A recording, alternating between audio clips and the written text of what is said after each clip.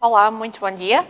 Bom sábado para si que está aqui conosco, que escolheu neste dia de sábado poder acompanhar-nos através desta emissão e de mais um estudo da nossa escola sabatina.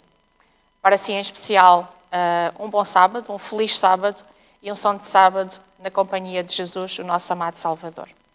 Hoje estamos aqui para estudar mais uma vez a Palavra de Deus e a lição da escola sabatina e tenho aqui comigo, ao meu lado, o Manuel Cordeiro e nós, obviamente, e como é habitual, vamos pedir a presença de Deus, a sua sabedoria para podermos compreender tudo aquilo que estudámos ao longo desta semana e que a mensagem que nós vamos estudar ela possa ser transformadora e, acima de tudo, como também falava a nossa lição esta semana, que ela possa transformar o nosso coração, porque é disso que vamos falar aqui hoje um bocadinho.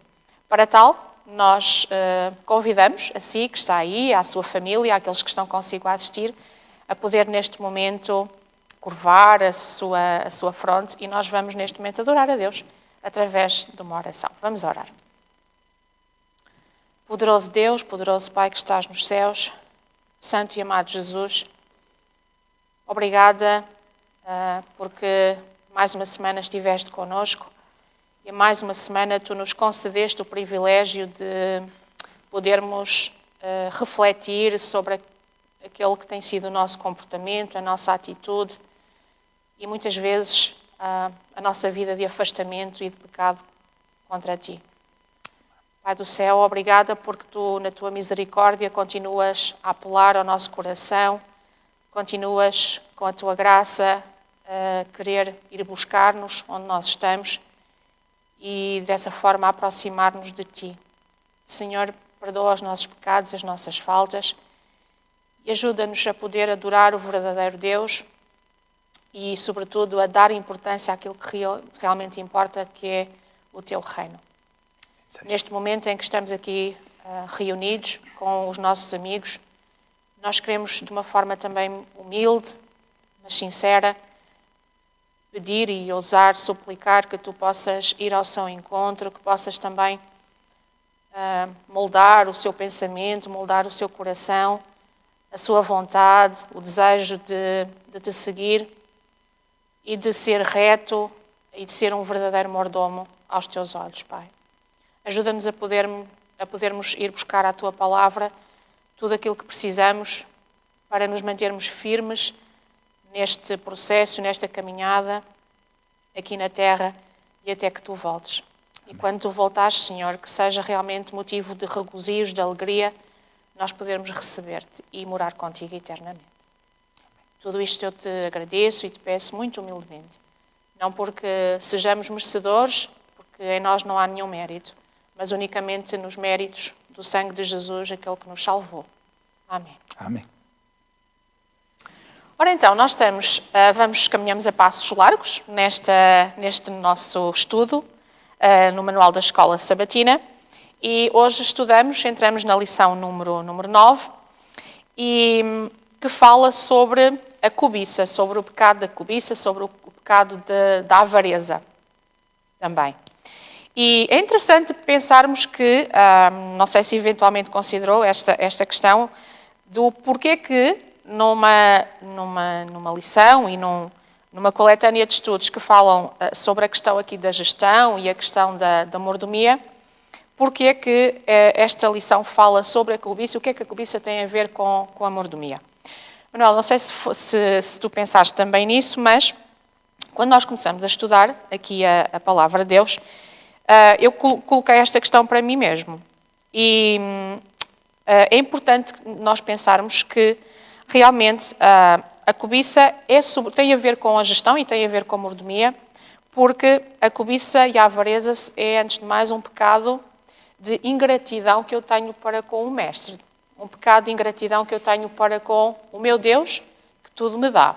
Ou seja, significa que quando eu estou a cobiçar alguma coisa, quando eu estou a ser avarento, eu não estou a valorizar em rigor aquilo que Deus me concedeu e aquilo que o Senhor, na sua sabedoria, considerou ser o necessário para mim. E isso significa que eu não estou a gerir aquilo que Deus me deu em favor dele, como diz o título deste nosso trimensário, mas quando eu estou a cobiçar e quando eu estou a ser avarenta, eu só estou a pensar em mim própria e não nas causas do Mestre. Concordas com este pressuposto ou com esta premissa? Concordo em absoluto e aqui aparentemente quando nós colocamos na mesma linha ou como sinónimos, parece qualquer coisa de estranho que a avareza e a cobiça estejam juntas. Em primeiro lugar parece estranho, porque cobiçar é desejar aquilo que não é meu, mas a avareza é eu poupar ou reter aquilo que é meu. Mas, no final de contas, e se nós conhecermos pessoas que são pessoas avarentas, são pessoas cobiçosas. Em primeira linha, numa fase e numa análise muito simplista, porque as pessoas avarentas, aquilo que têm nunca é suficiente. E então acabam sempre, manifesta de forma aberta ou não, acabam sempre por desejar aquilo que não é seu. Agora vamos entrar na vertente, como já estavas a abordar um bocadinho a vertente espiritual. É que nada do que eu tenho é meu. E então, se eu retenho tudo isso, eu estou na minha avareza a cobiçar o próprio Deus, porque Ele coloca esses bens à minha disposição como um teste, como uma oportunidade de eu melhorar e de eu partilhar utilizando esses bens que estão à minha disposição na ajuda de outras pessoas. Sejam as pessoas proximamente a nível familiar, sejam as outras pessoas que não nos são nada, mas que, pela minha disponibilidade de tempo, de bens, de transporte, de tudo, eu possa colocar à disposição de outros e dessa forma, fazendo aquilo que Deus nos pede e já nos pediu nas 8 lições que estão para trás, que é, especialmente na lição 7 que estudámos há pouco tempo, que é ter atenção aos meus pequeninos, o órfão, a viúva ou o estrangeiro que está dentro das tuas portas. Se eu não o fizer, e como não o fez os exemplos que estão colocados aqui na lição, mas como era prática do antigo Israel, que quem era pobre é porque de alguma forma não era abençoado por Deus e então se calhar nem sequer era merecedor da minha proximidade.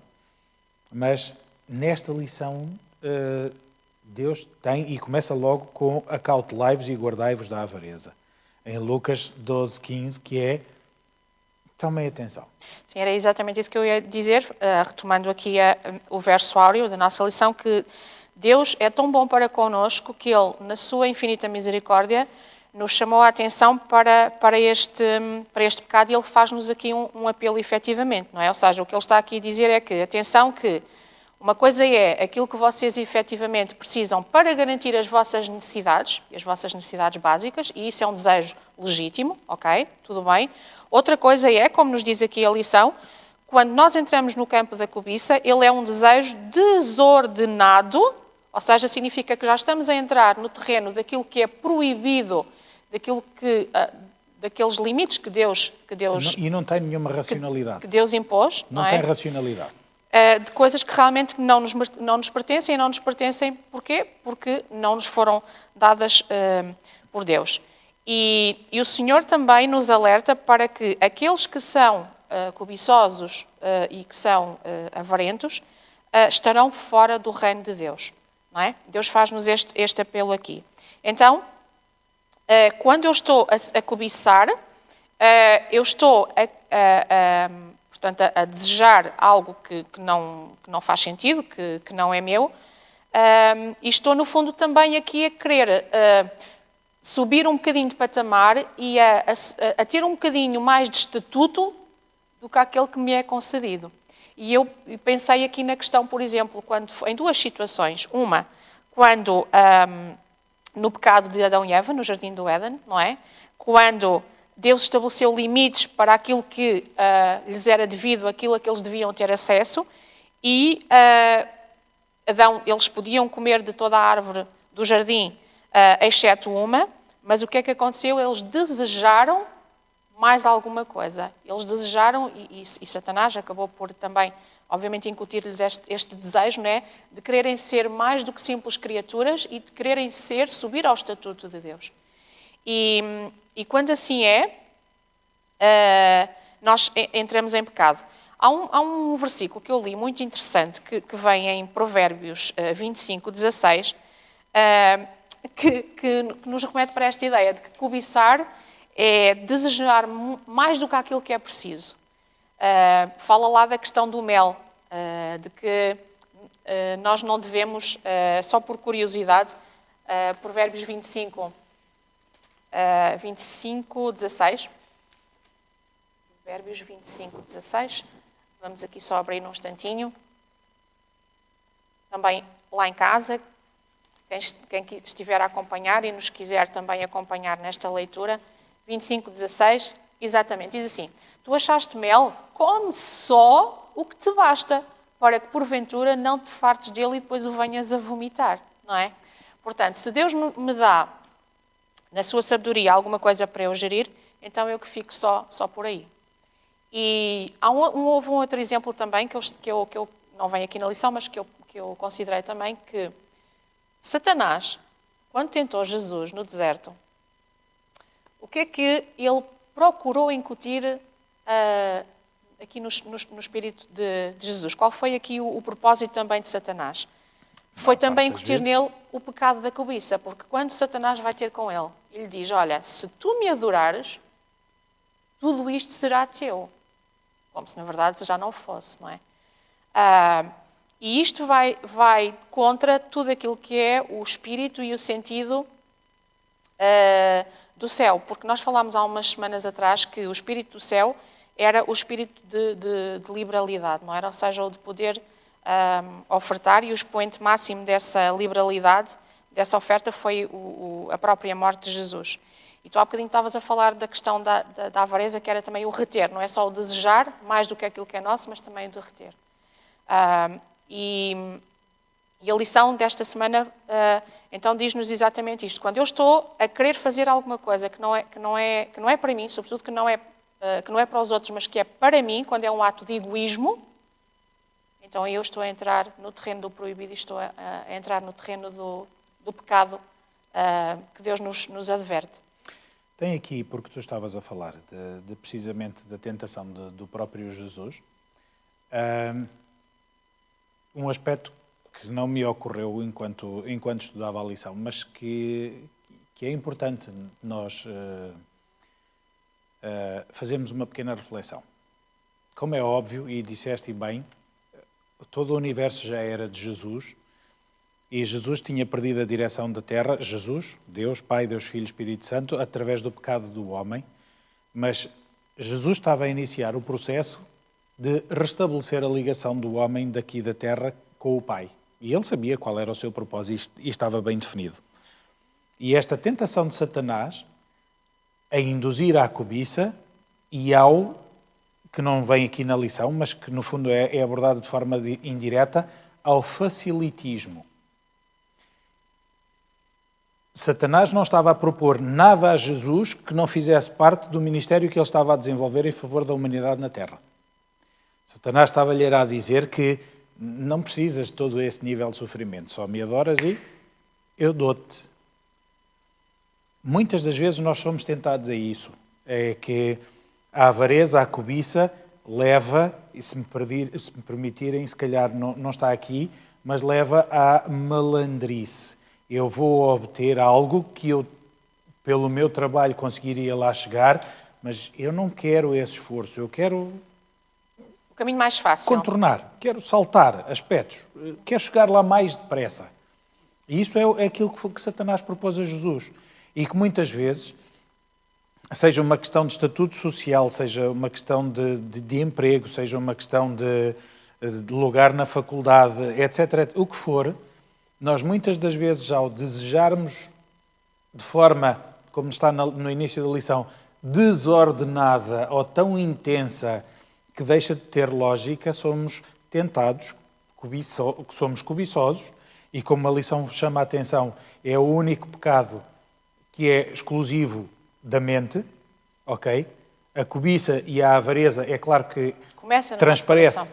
transparece externamente, mas é um pecado desenvolvido exclusivamente na mente e acaba por conduzir a todos os outros 9, à transgressão de todos os outros 9 mandamentos, porque é isso mesmo, e nós vamos analisar por cada uma das pessoas que nós estudamos ao longo da semana, perceber isso mesmo. Mas é o saltar do processo, é aldrabar o processo, e é, acima de tudo, colocando em causa os primeiros 4 mandamentos, não reconhecer o nosso Criador.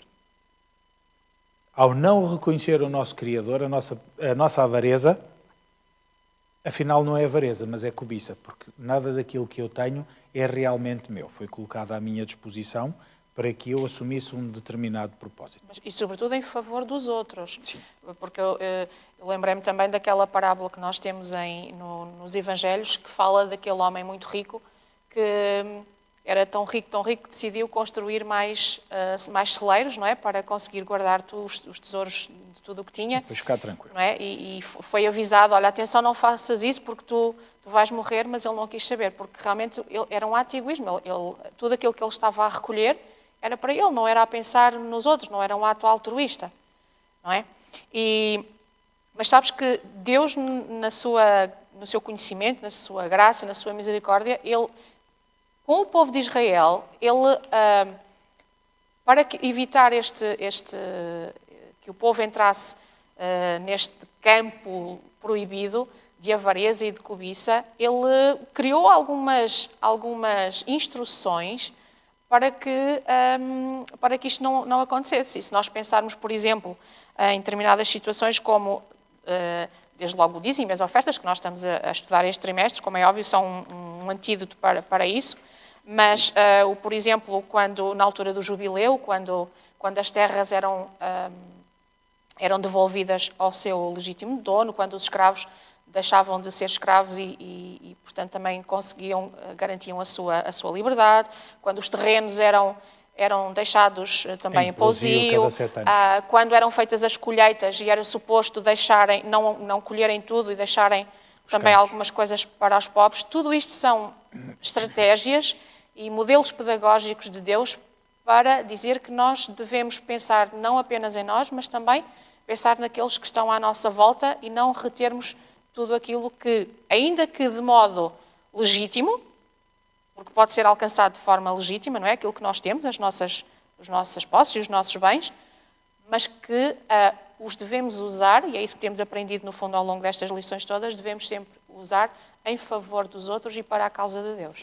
Já agora, se me permitires, e apesar de isso ter sido abordado na lição número 7, há 15 dias, estas leis permitiam até que nem os pobres fossem cobiçosos. Por uma razão muito simples. É que, enquanto os donos dos terrenos não colhessem, eles poderiam ir colher o suficiente para matar a fome daquele dia. Depois dos donos dos terrenos terem feito as colheitas, eles poderiam recolher tudo o que subjasse e fazer a sua armazenagem e o que encontrassem caído pelo caminho, ou esquecido pelo caminho. Mas, acima de tudo, também há aqui um processo pedagógico. É que até os pobres, se quisessem, teriam que sair das suas casas e ir até aos campos, fazer eles próprios a sua recolha. Ok? Em nenhum momento na Escritura Deus diz que depois a pessoa, depois de colher, devia passar pela casa do pobre e deixar lá um feixe de trigo ou o trigo já malhado. Estava aqui a pensar ainda no outro exemplo. Tens o exemplo do maná também.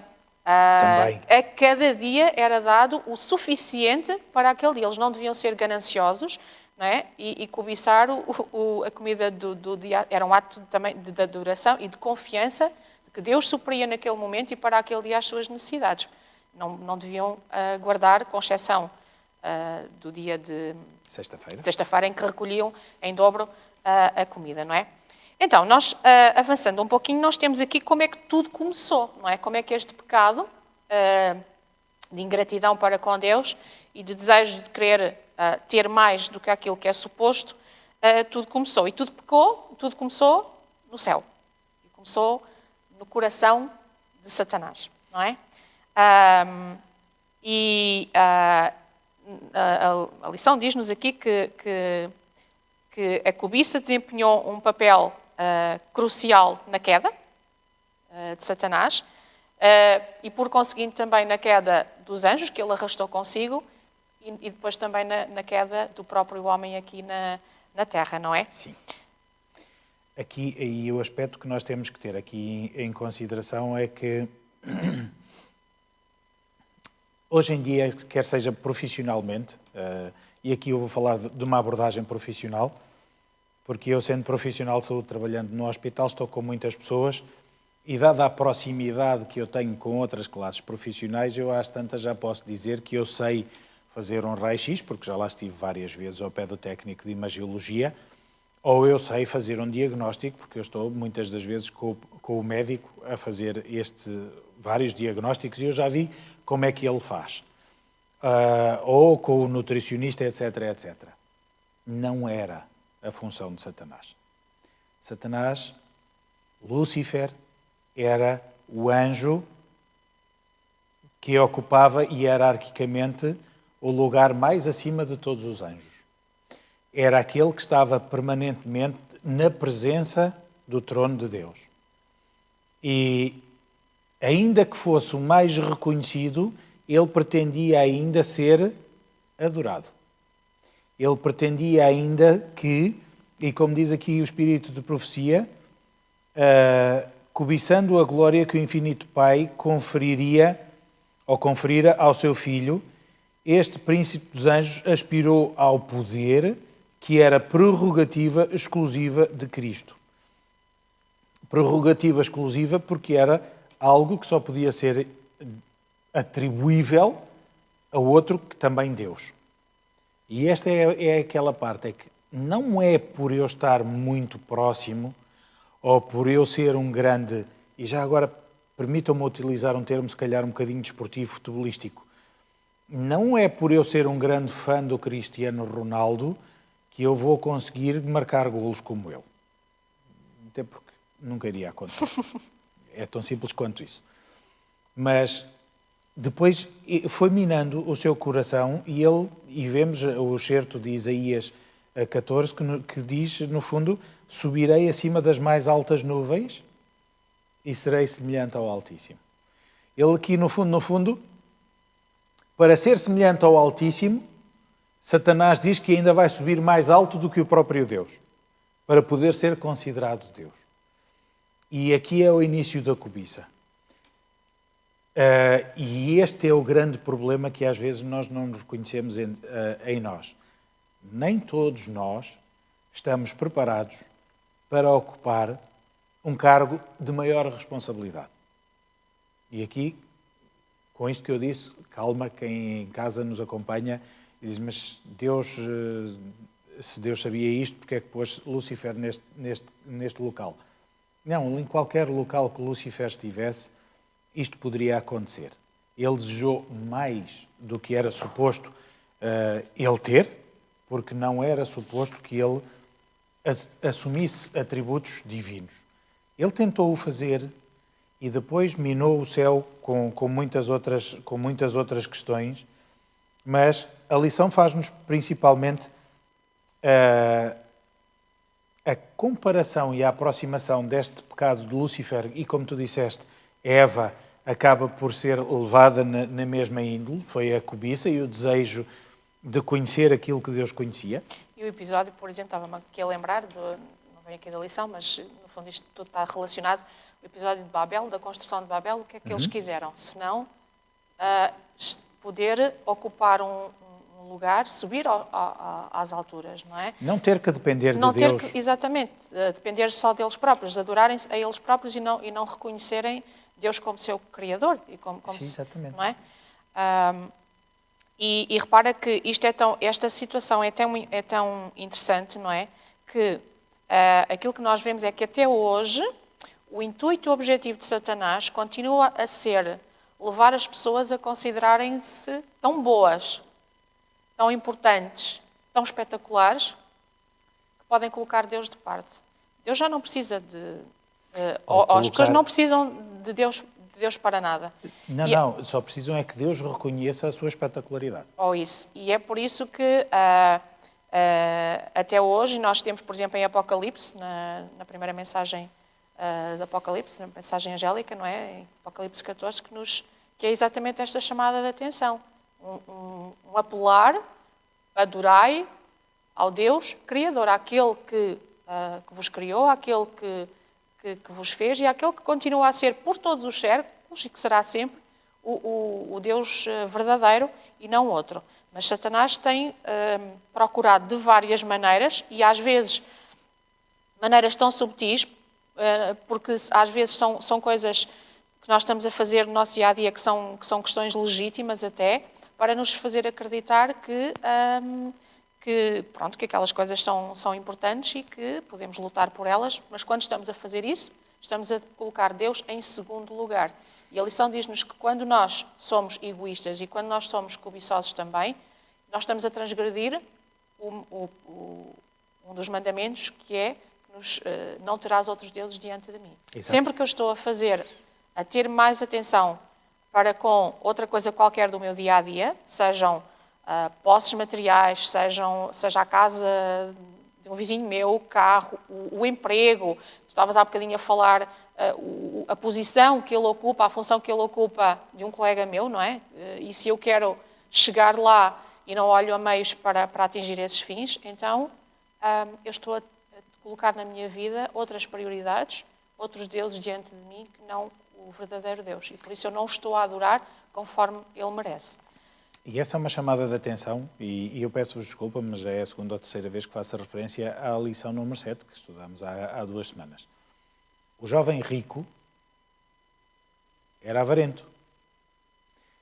Ele tinha como seguro de vida e de estabilidade todas as suas posses e as suas riquezas. E quando Jesus diz, vai, vende tudo, dá aos pobres e vem e segue-me, ou seja, deixa tudo aquilo que tu consideras segurança, deixa e vem e depende inteiramente de mim, ele não conseguiu.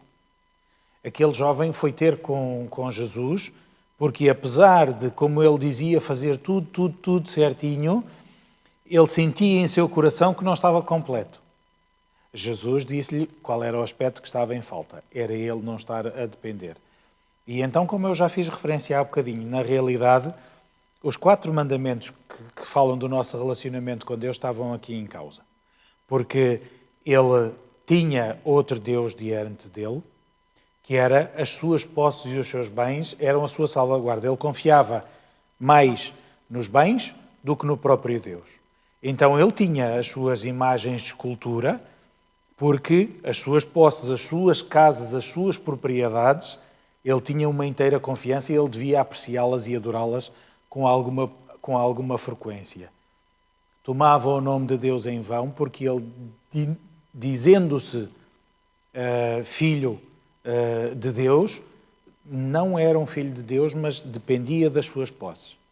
E no 4º mandamento, que fala do dia de sábado, ainda que ele pudesse respeitá-lo, ele não o recordava como sendo o sábado do seu Criador e do seu mantenedor. Então vemos aqui que a cobiça, o último mandamento, afinal de contas, aqui, e estamos a falar só do relacionamento com Deus, porque se fôssemos olhar, ele com certeza confiando no seu dinheiro não honraria tão bem assim o seu pai e a sua mãe, não se importava de deixar morrer à fome alguém que ele poderia salvar e estaria a matar, etc. Mas tu estás a chamar a atenção para uma coisa importante que a lição faz destaque, é que a cobiça realmente, sendo pecado, ela induz, ela leva-nos a cometer outros pecados também. Uhum. E vimos aqui, na lição vem aqui o exemplo de David, não é? Porque se nós pensarmos, repara, David cobiçou no seu coração, desejou ter uma coisa que não lhe pertencia, que neste caso era a mulher de outra pessoa.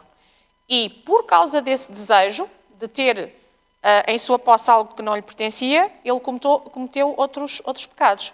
Cometeu adultério e cometeu homicídio. Ele matou, não é? E depois eu estava-me ainda a lembrar de um outro episódio também que vem descrito na Bíblia, no Velho Testamento também, que é o episódio de Acabe e da vinha. Quando Acabe deseja também no seu coração ter uma vinha que não era dele, não é? E a Bíblia diz-nos que ele ficou muito triste, ficou quase deprimido, não é? E então a mulher achou aquilo tudo muito estranho e perguntou: olha, o que é que se passa contigo? Estás assim tão deprimido? E ele disse: não, eu queria ter esta vinha, mas eu já falei com ele e ele não me dá esta vinha. E por causa disso, por causa deste desejo também irrealista e cobiçoso, houve aqui um abuso de autoridade, um abuso de poder, houve aqui falso testemunho, porque acabaram por ir buscar aquele inocente que não tinha culpa nenhuma da situação, e mais tarde também a história termina com um homicídio. Não é? Portanto, isto para dizer o quê? Que o pecado, apesar de vir lá na lista final, por assim dizer, ele gerado no nosso coração e no nosso pensamento pode nos induzir a coisas muito mais complexas. E é por isso. É por isso mesmo que aqui na lição, antes de progredirmos para o resto, no final da lição de domingo, Deus já fez essa chamada de atenção e cola a avareza e a cobiça juntamente com outros pecados que no comum da população podem ser ditos os pecados mortais, porque mortais eles são todos, se nós não nos arrependermos, mas com os pecados mortais. E Paulo chama a avareza e a cobiça de idolatria. Daquilo que nós já falámos é isso mesmo. As pessoas, os bens, passam a valer mais do que o Criador de todo o universo. E esse desejo desenfreado por bens levou a uma lição assim que os israelitas fazem a travessia do Jordão e entram naquela que deveria ser a terra prometida, depois de terem uma estrondosa vitória. Depois, numa guerra insignificante, sofrem uma derrota e Josué não percebe porque é que sofrem esta derrota. Mas quando Josué se recolhe com Deus ou implora a Deus e não compreende toda esta questão, e aqui está o aspecto que é importantíssimo. Aquilo que Deus diz foi: Israel pecou. E este é um propósito que ainda torna mais solene a nossa avareza e a nossa cobiça. É que quando eu peco, quando eu cobiço, e como tu já fizeste referência e já falámos da situação de Davi, de Acabe, de Lúcifer, de Eva, etc., não é só exclusivamente uma pessoa que fica envolvida por este pecado.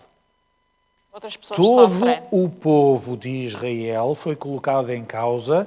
E, inclusivamente, como nós vemos aqui pela lição, o reconhecimento do poder do Deus de Israel com aquele povo e que acompanhava aquele povo fica manchado e fica dificultado por esta perda desta batalha por causa da ausência das bênçãos de Deus. E este é um aspecto que nós muitas das vezes não temos em consideração. E ainda deixa-me dizer, não tinha compreendido até agora, ainda mais em maior pormenor o nível do pecado de Acã. A não ser quando eu li que esta primeira vitória sobre estas cidades e que eles não deviam ter qualquer despojo de guerra tinha duas funções. Primeiro, para que o povo não se começasse a prender logo a bens materiais. Mas, acima de tudo, porque eram as primeiras vitórias e o povo não devia ficar com o despojo de guerra, porque eram as primícias, as primeiras ofertas que deveriam ser atribuídas a Deus. Deus deveria ser o único beneficiário. E isto fez-me fazer uma reflexão muito rápida. Muitas vezes, quando nós, no trabalho para com o Mestre, fazemos alguma coisa e com a bênção do Espírito Santo conseguimos, nós não conseguimos nada. O Espírito Santo consegue, utilizando-nos algum sucesso de conversão, Nós, muitas das vezes, queremos ficar com os despojos de guerra. E todo o trabalho fica estragado. Toda a missão fica completamente arruinada. Porque as primícias são do Senhor. O trabalho e a influência foi de Deus. E então devemos continuar no nosso trabalho no silêncio. E depois, como tu disseste, passando à parte seguinte, Acã pecou, quando foi chamada a atenção de todo o Israel que alguém tinha pecado em Israel, Acã sabia que era ele, Ele reconheceu o seu pecado. mas só depois de confrontado. Certo. E este é que é o outro aspecto, que é o esconder até não poder mais. E isto é aquilo que nós humanos fazemos. Acã reconheceu o seu pecado. Disse que tinha cobiçado aqueles bens. E eu estava aqui à procura do termo, que no fundo era amado. Tinha amado aqueles bens. Tinha-se apaixonado por eles. Idolatrado. Idolatrado. Porque eles aqueles bens não eram dele, eram de Deus. Eram despojos de guerra que pertencia a Deus, é um roubo. E este é o aspecto que é importante, mas ele só confessa quando tu pecaste, e então ele confessa o seu pecado.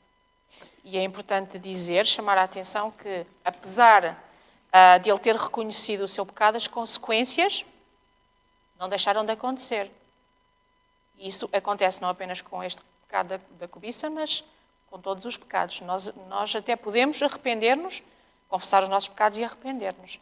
Mas as consequências dos nossos atos, e que muitas vezes afetam-nos, não a nós diretamente, mas a outras pessoas também, essas consequências elas vão acontecer. E é por isso que o Senhor nos diz, e era um dos versículos que vinha na lição desta semana, em 1 Timóteo 6, os versículos 6 e 7, onde Deus nos diz basicamente isto, é assim, para que é que vocês estão a preocupar com tantas coisas se vocês vão deixar tudo aqui neste mundo? Nada daquilo que aqui está vocês vão levar. Portanto, desapeguem-se aos bens materiais.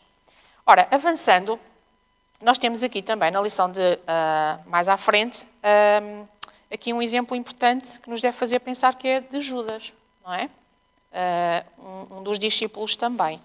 E em que medida é que nós podemos considerar que esta experiência de Judas pode ser considerada aqui também uma experiência de cobiça? O que é que Judas cobiçou para ser incluído como exemplo, como evidência aqui nesta lição também desta semana? A Bíblia e o Espírito de Profecia dizem-nos que Judas, ele tinha naturalmente amor ao dinheiro. E ele nem sempre, inicialmente, ele não era uma pessoa corrupta. Mas depois, à medida que o tempo foi passando, ele tornou-se escravo deste vício e ele colocou-se à disposição de Satanás ao ponto de poder trair Jesus. E começou também, exatamente como Satanás, como Lúcifer, no seu coração, a crescer dentro dele orgulho. E a ideia de que ele poderia ser, ou ele achava-se o melhor entre os discípulos e que inclusivamente poderia entre eles ser superior, até porque ele os considerava como abaixo dele, como inferiores. Portanto, ele achava que só ele tinha a capacidade de discernimento e a capacidade de liderança. Ele achava-se o mais capaz, não é? Uhum. E a verdade é que muitas das vezes ele, na função que desempenhava, ele retia algum do dinheiro que devia ser usado para a obra de Deus. Ou seja, ele roubava o mestre e roubava a obra do mestre, e porque de facto ele tinha aqui este desejo de poder ocupar um lugar de honra, um lugar de destaque nesta missão e junto com Deus. Da mesma forma que Lúcifer se desejava querer ocupar o lugar de Jesus e queria ser, no fundo, de certa forma, julgava-se mais sábio que ele, não é? Judas também teve este problema, Judas também teve este pecado no seu coração. Não apenas estar acima dos discípulos, de os querer liderar, de se julgar mais importante que eles, mas cobiçou também aqui, de alguma forma, o lugar de liderança que pertencia a Jesus. Se nós lermos o que diz no Já Todas as Nações a este respeito, conseguimos compreender um pouquinho mais a complexidade, porque muitas das pessoas pensam nesta questão da traição como o valor das 30 moedas de prata. As 30 moedas de prata não eram a questão, e a lição faz aqui a abordagem, que era uma parte daquilo que levou a entristecer o coração de Judas, quando discretamente Jesus o chama a atenção ou repreende-o. E é aqui que começa a obstinação de Judas. Judas ficou ofendido porque achava que Jesus não tinha o direito de o chamar a atenção por causa daquele desperdício do perfume que foi feito com Jesus por Maria. A expressão é que, da Sra. White, é que o espírito dele tornou-se em fel, ou seja, Exato. Amargo. Ficou Ele ficou extremamente ofendido, escandalizado com aquilo que Jesus lhe disse. E muitas das vezes nós esquecemos de qual era o verdadeiro propósito de Judas. E é aqui que efetivamente está a cobiça. Que é, Jesus nunca mais, e se me permitirem a expressão, nunca mais se despachava em levar avante o projeto de libertar o povo. Andava para ali, ok, e tinha-lhe dado o poder da cura e libertar dos demónios, etc, etc, mas a coisa não andava para a frente. O objetivo da traição de Judas era repreender Jesus da mesma maneira e envergonhá-lo da mesma maneira como ele foi envergonhado perante Maria com a história do perfume. Que era, ele achava que ao mandar prender, ele achava que Jesus nunca se deixaria prender e que então nessa altura se assumiria e que finalmente iria implantar o seu reino e depois iria dizer, Judas, se não fosses tu, eu não me tinha despachado agora, eu vou precisar de ti como primeiro-ministro ou outra coisa do meu reino. E dessa forma conseguiria o lugar de destaque que ele tanto almejava. Tudo isto estava na cabeça de Judas. Não eram as 30 moedas de prata. Só quando ele percebe que Jesus vai efetivamente, como já tinha dito, deixar-se torturar e morrer, porque o propósito era esse, é que ele fica escandalizado a perceber a dimensão do seu ato. Porque ele nunca achou que chegasse a esta consequência. E que não havia retorno. Isto foi para Judas difícil e árduo de engolir. Porque na sua cabeça... Saiu-lhe o tiro pela culatra, como nós costumamos dizer, aqui... não é? Se me permitem esta expressão. E foi aí que ele percebeu realmente, quando já não havia ponto de retorno, quando já não dava para voltar atrás, aí é que ele, de facto, se consciencializou daquilo que tinha feito e de onde é que tinha chegado e aquilo que viria dali para a frente. E nós sabemos depois mas que também não quis dar o braço a torcer e voltar atrás. Certo. E nós sabemos depois o que é que ele fez seguinte, ao se ter retirado, não é? E de se ter enforcado. Mas esta é a questão. E para mim foi muito importante esta lição aqui, porque nós podemos fazer isto. Nós muitas das vezes temos um propósito que Deus nos atribuiu, temos uma tarefa importante, mas quando às vezes alguém nos chama a atenção de alguma coisa, e às vezes esse alguém está-nos a chamar a atenção porque está inspirado pelo Santo Espírito para nos chamar a atenção daquela coisa, amoamos e prendemos o burro e tentamos levar a obra do Mestre num sentido que Deus não destinou. E nessa obstinação nós fazemos um estrago tremendo. E todos nós, de uma forma ou de outra, porque é fácil nós recriminarmos aqui Judas, mas como a Andrea disse, ele era o mais promissor de todos os apóstolos. Era o que tinha mais escolaridade. Não foi por acaso que ele foi escolhido para ser o tesoureiro e para tomar conta dos dinheiros, porque ele era a pessoa mais capaz, efetivamente, para tudo isso. E ele sabia disso, e por isso é que arrogantemente desprezava todos os outros discípulos. E movia-se-lhe o coração quando Jesus chamava para perto de si Pedro, João e Tiago. Era incómodo, porque ele era melhor do que aqueles miseráveis pescadores. Ok? Mas este é o grande problema. Deus capacita os seus escolhidos e os capacitados muitas das vezes não estão escolhidos porque não estão disponíveis para estar submissos e completamente dispostos a acatar a tarefa e a missão que Deus tem E para a eles. lição chama a atenção para isso, porque ser mordomo é nós nos entregarmos completamente de corpo e mente, de vontade, de intenção, de motivação, desejo de servir a Deus, na sua causa e na sua obra, inteiramente a Deus. E Judas, ele trabalhava com o mestre, mas ele não estava com o mestre. E a lição diz-nos que ele nunca se chegou verdadeiramente, Judas nunca chegou a render-se inteiramente a Jesus. E o render-se inteiramente é o primeiro requisito, por assim dizer, é o primeiro grande ato de mordomia. Ser mordomo de Deus não é apenas eu dedicar-lhe, eu devolver os dízimos, os seus dízimos, não é apenas eu ser liberal e poder também entregar as ofertas, aquilo que eu fizer no meu compromisso para com Deus, mas antes disso tudo acontecer, eu tenho que ser submisso, como estavas a dizer, eu tenho que me render inteiramente a Ele. E depender inteiramente.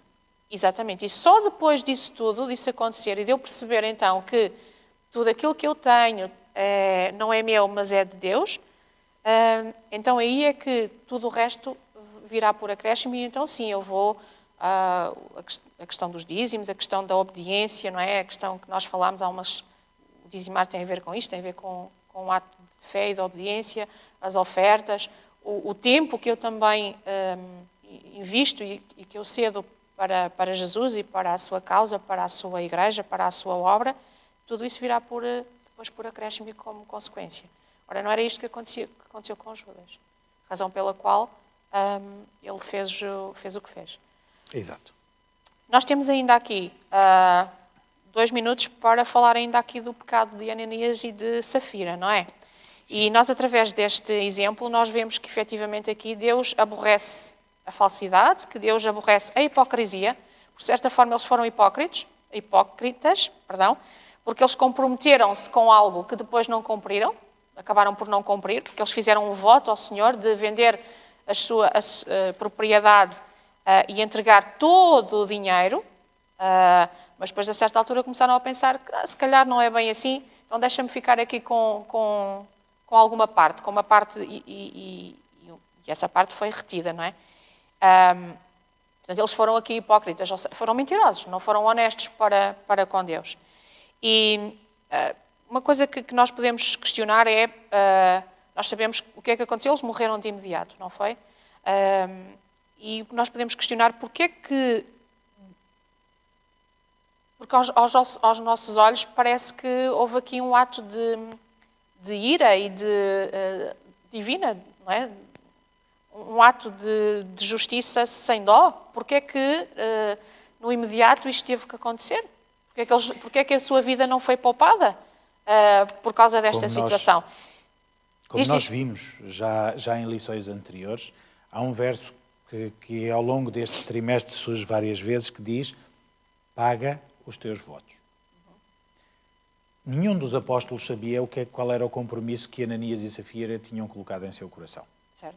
A observação que é feita pelo apóstolo é porque o Espírito Santo lhe comunicou, porque não era do conhecimento aquilo que estava destinado. Agora, assim que eu assumi em meu coração o meu compromisso para com Deus, seja ele qual for, porque no antigo Israel, a única coisa que o marido, e no tempo em que o marido, em termos culturais, poderia mudar o destino da esposa ou as escolhas que a esposa fizesse, a única coisa que ele não podia mudar era o voto que a mulher tivesse feito a Deus. E vemos isso com o profeta Samuel. Ele não foi, Elcana nunca pôde colocar em causa aquele voto, porque era um voto a Deus de entrega a Deus daquele menino. Ponto final. Isto para Deus é absolutamente sagrado. Deus não nos pede nada, mas se eu assumo para com Ele fazer-lhe uma oferta, é para levar até ao fim. E isto foi aquilo que Ananias e Safira, apaixonados pela mensagem que foi feita e o desafio de se apoiarem, porque não se sentia a existência de pobres, porque quem tinha posses dava e todos estavam alimentados e ninguém sofria de necessidades, e então eles querem ser participantes desta atividade. Mas depois, a determinado momento, mas e o nosso seguro? Ou a nossa segurança social? Ter um pezinho de meia. Mas Deus não se deixa escarnecer. Não. E também um dos objetivos pelo qual isto teve que acontecer é porque foi uma forma, acredito, foi uma estratégia de Deus, ainda que aos nossos olhos pareça assim um bocadinho estranha, mas foi uma estratégia de Deus para impedir que a Igreja se tivesse corrompido naquele momento. Porque nós percebemos que foi uma altura em que a Igreja cresceu bastante, não é? E eu acho que também isto para nós é um ensinamento hoje, porque o facto de Satanás muitas vezes incutir em nós este egoísmo e a cobiça, a avareza, ou derreter para nós aquilo que na verdade é devido a Deus, é uma forma também de ele impedir que a Igreja cresça. Ou seja, se tu não te comprometeres com a missão, se tu não fores liberal nas tuas ofertas, no teu tempo, naquilo que tu investes para Deus e para a Igreja, não é só tu, mas é a Igreja também que vai enfraquecer. É a missão da Igreja também que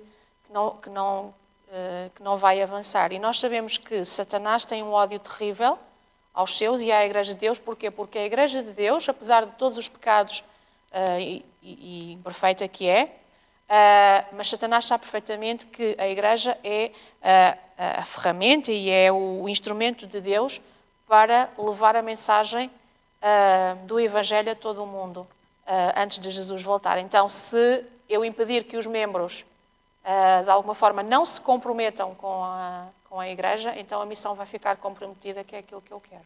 Sim. E aquilo que Deus nos está aqui a dizer é que atenção, não é, se tu fazes um compromisso com Deus, então avança nesse compromisso, ser honesto, ser leal, não sejas mentiroso, como eles foram, e não te apropries daquilo que não é teu, mas investe isso na Igreja para que outros conheçam a minha verdade. E pior do que a mentir, pior, não direi que seja pior, mas outra coisa que é importante nós termos aqui, e começaram a lamentar ter feito aquela promessa. Começaram a lamentar terem-se comprometido com Deus para apoiar a obra e o apoio ao próximo. E isto entristeceu o Espírito Santo. Não foi só olha, volto com a minha palavra atrás. Não. Eu volto com a minha palavra atrás e entristeço-me por alguma vez me ter comprometido com. A lamentar. Nós não sabemos aqui se estes lamentos foram ouvidos por outras pessoas ou não, mas fala aqui que perderam a suave influência da bênção que tinha aparecido no seu coração com o desejo de beneficiar a obra de Cristo. Ok? Mas estes lamentos, se fossem presenciados por outras pessoas, aí sim ainda aumentaria o prejuízo, porque contagiaria. Porque eu, como profissional de saúde, às vezes, se entrar num corredor à noite e está tudo em silêncio, os doentes que ali estão a descansar, mas se um começar a gemer, daqui a nada todos estão a gemer. Foi isso que Cristo quis impedir. Se um começar a lamentar, todos vão lamentar, porque todos temos razões para nos lamentar, todos temos as nossas dificuldades e os nossos desafios. Temos. Mas se eu confiar inteiramente em Deus, em Jesus, no Espírito Santo, eu não tenho uma razão para me lamentar. Porque eu dependo inteiramente dele. E se me permitires, já nesta base, passar à lição seguinte, então, se eu não tenho razão para me lamentar, eu não me lamento porque é-me dada toda a capacidade para passar as dificuldades. Não existe um desafio que eu não possa suportar. E, olha, só hoje, há bocadinho, quando eu estava a ler aqui 1 Coríntios 10, 13, é que quando Paulo diz, não vos veio nenhuma tentação que não seja humana. Bolas, mas a primeira sensação é, então não é Satanás que nos tenta? Sim, ele tenta-nos na dimensão e na capacidade humana. Jesus teve uma tentação sobrenatural. Quando ele cravou as suas unhas na terra, porque estava a ser tentado a prescindir de morrer por mim e por ti, essa é uma tentação sobrenatural. Essa é uma tentação que tu e eu não podíamos suportar, porque está num patamar acima. Não é possível sequer à nossa compreensão. Nem foi à compreensão dos anjos que presenciaram esta cena. Mas Paulo diz, as tuas tentações são humanas. São ao teu nível.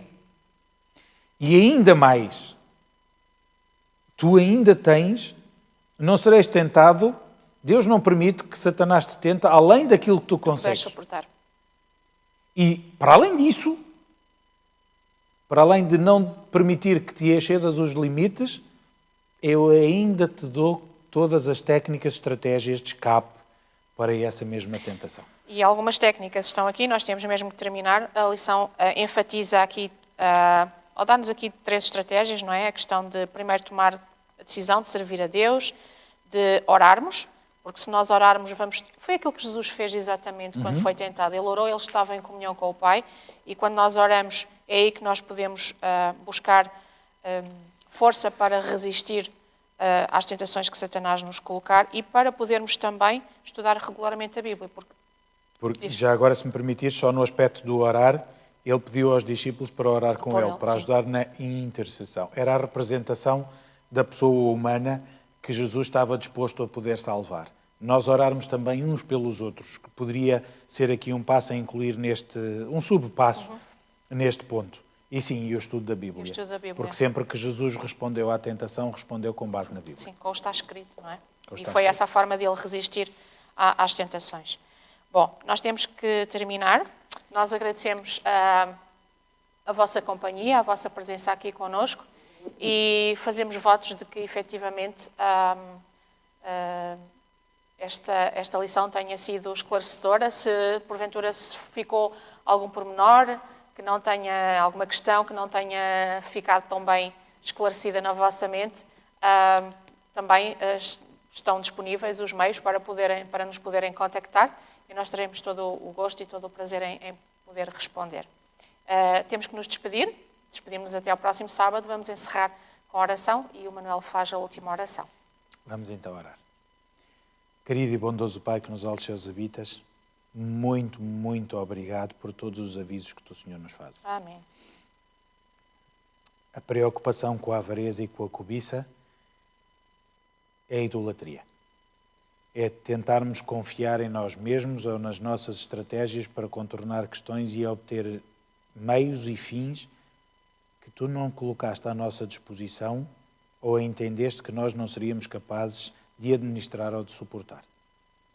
Por isso, ó Pai, em primeiro lugar, eu te peço perdão, e perdão sempre que nós cobiçamos ou que nós desejamos aquilo que, por alguma razão que tu, Senhor, só tu sabes, não colocas à nossa disposição. Porque, se calhar, poderia ser maior a perda do que o ganho.